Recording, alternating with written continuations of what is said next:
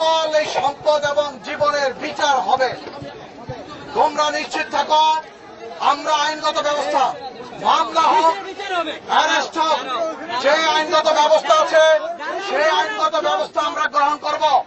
আমরা তোমাদের এই সম্পদ এবং জীবন রক্ষার জন্য শত শত পুলিশ ফোর্স, ডিএমপির কমিশনার স্যারের নির্দেশে আমরা তোমাদের মাঝে হাজির হয়েছি। তোমরা আমাদেরকে সহযোগিতা করো। আমরা এখন এসেছি তোমাদের এখানে কি ক্ষয়ক্ষতি হয়েছে তা নিরূপণ করব। আমরা আইনগত ব্যবস্থা নেব।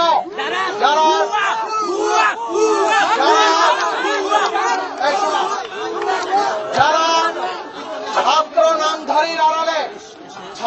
নামধারীর আড়ালে এই সন্ত্রাসে লিপ্ত ছিল, আমরা তাদের বিরুদ্ধে আইনগত ব্যবস্থা গ্রহণ করব।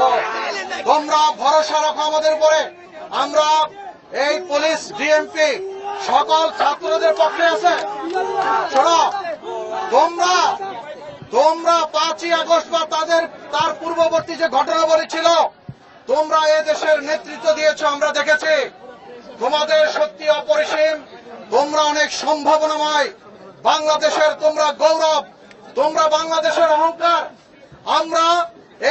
তোমরা যে আমাদের গৌরব এবং অহংকারের প্রতীক, এই প্রতীককে সুউচ্চভাবে ধরে রাখতে হবে এবং তার আগে আমাদের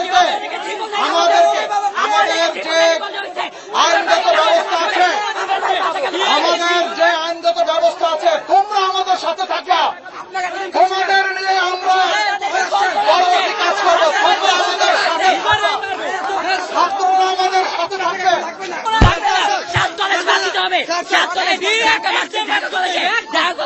সবগুলো বাড়ছে, সবগুলো কলেজ চলে। 7 কলেজ বাদ দিতে হবে আমাদের।